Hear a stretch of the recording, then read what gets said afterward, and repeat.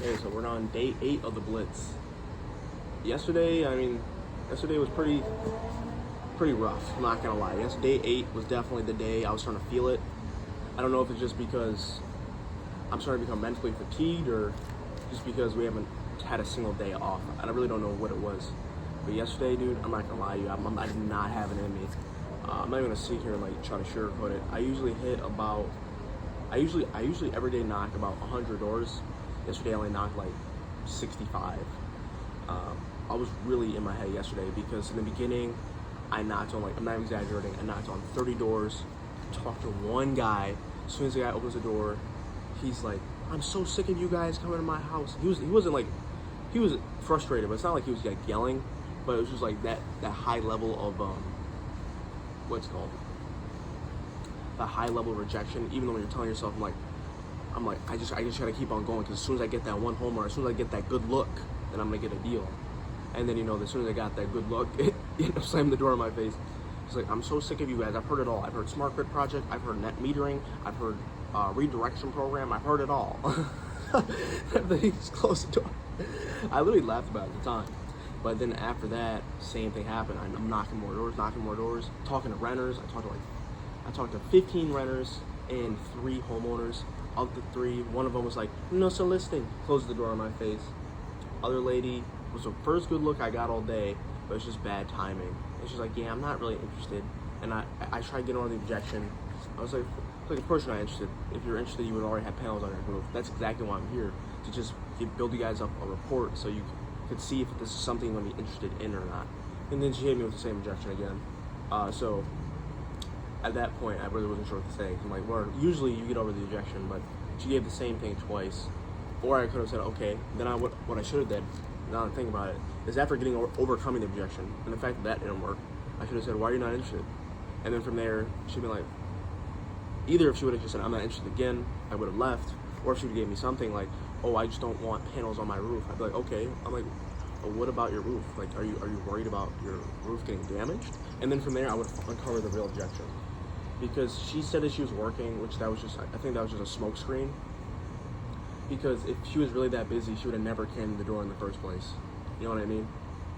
And also, it doesn't help that, on top of that, I think another reason why no one was opening the door was because I was talking to my manager, and he's like, "Yeah, dude."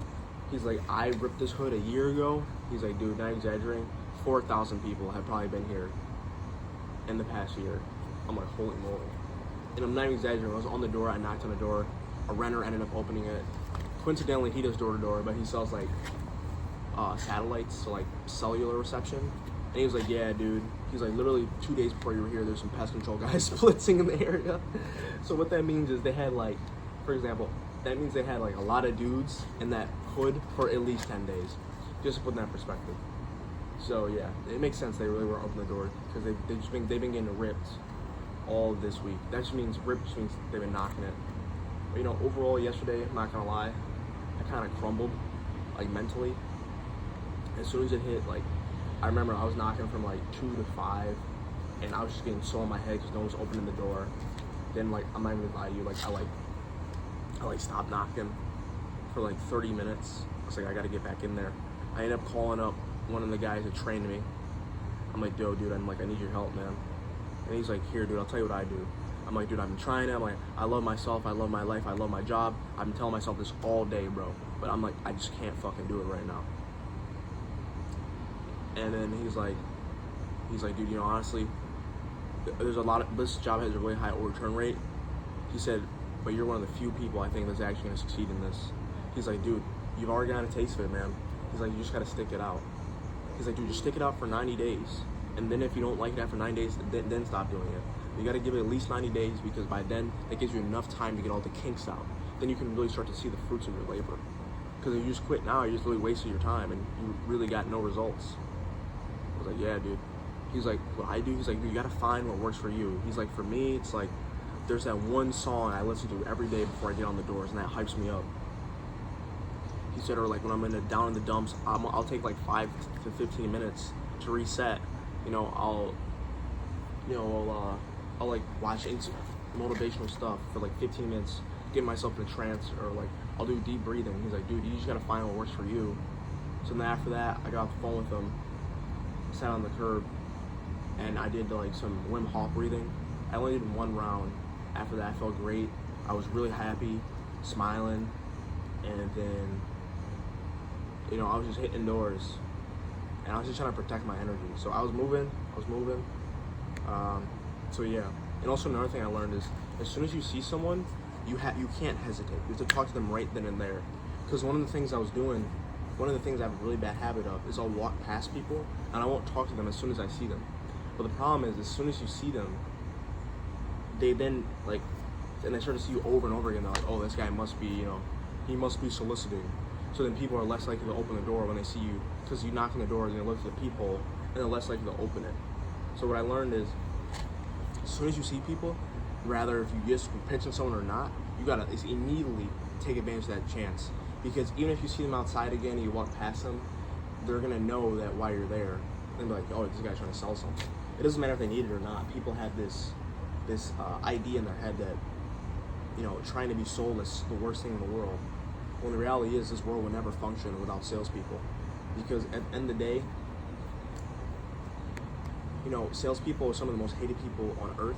But the reality is, the U.S. economy, or any economy for that matter, would not exist without people putting themselves out there, embracing discomfort, and making the world a better place. Because rather if it's Nike, rather if it's Gucci, rather if it's Louis Vuitton, Toyota, anything you can think of, Walmart, all these people have to have the ability to sell an idea. And until you can sell an idea, you're never going to succeed.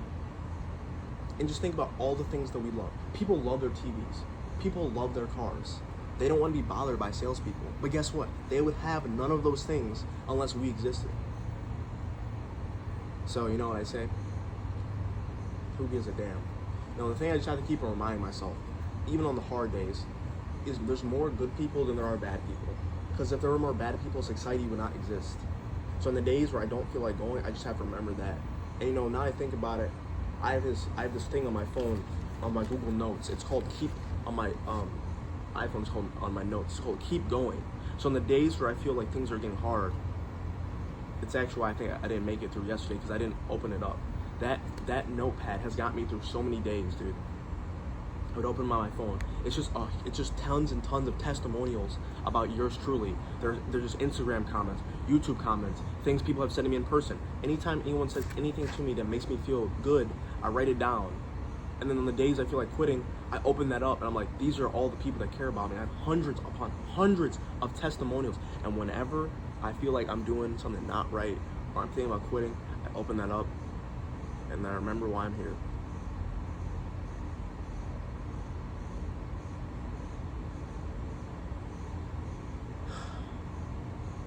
Today is going to be the biggest day of my life. We got 2 days left of this Blitz.